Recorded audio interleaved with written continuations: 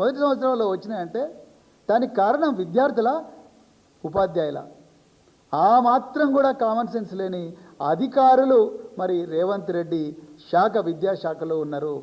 మరి దాని గురించి ఏ మంత్రి మాట్లాడతలేడు, ఏ ఎమ్మెల్యే మాట్లాడతలేరు. చివరికి ఎంత ఘోరం అయ్యా అంటే ఇలా పేరెంట్స్ పోతే పేరెంట్స్ మీద కూడా కేసులు పెడతాను.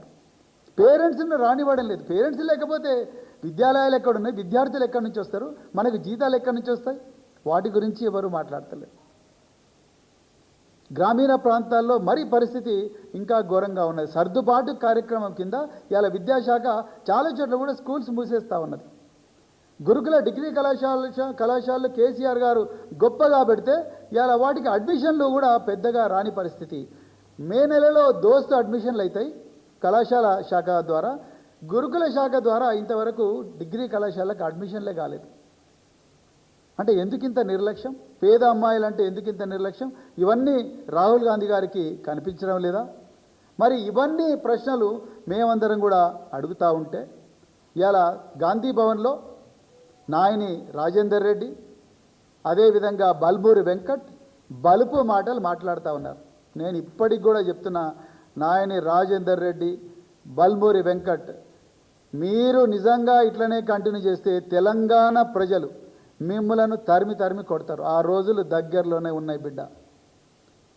కేసీఆర్ గారు ఒక గొప్ప సంస్కృతి బీఆర్ఎస్ పార్టీకి నేర్పించారు కాబట్టి మేమందరం కూడా సంస్కృతితోని, ఒక గొప్ప సంస్కారంతో సంయమనం పాటిస్తున్నాం. మీరు ఇష్టం వచ్చినట్టు అవాకులు చెవాకులు పేలుతూ మేము ప్రజాస్వామ్యబద్ధంగా, రాజ్యాంగబద్ధంగా ప్రజల గొంతుకగా మారి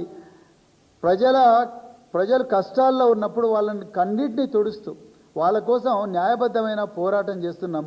మీలాగా సెక్రటరీలో కూర్చొని 20% కమిషన్ కోసం వెంపర్లాడతలేము.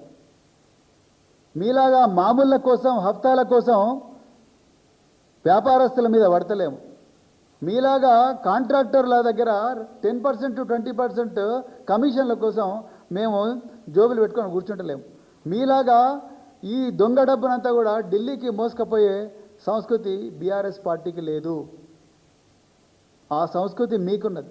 అందుకొరకే ఇలా తెలంగాణ ప్రజలు చెప్పలేని అనరాని భాషలో మిమ్మలను ఇలా దూషిస్తూ ఉన్నారు. ఎప్పుడెప్పుడు మళ్ళీ కేసీఆర్ గారు ముఖ్యమంత్రి అవుతారని చెప్పేసి తెలంగాణ 1000 కళ్ళతోని ఎదురు చూస్తూ ఉన్నది. ఇది సహించలేని మీరు ఇలా గాంధీ భవన్లో కూర్చొని ఇలా దుర్భాష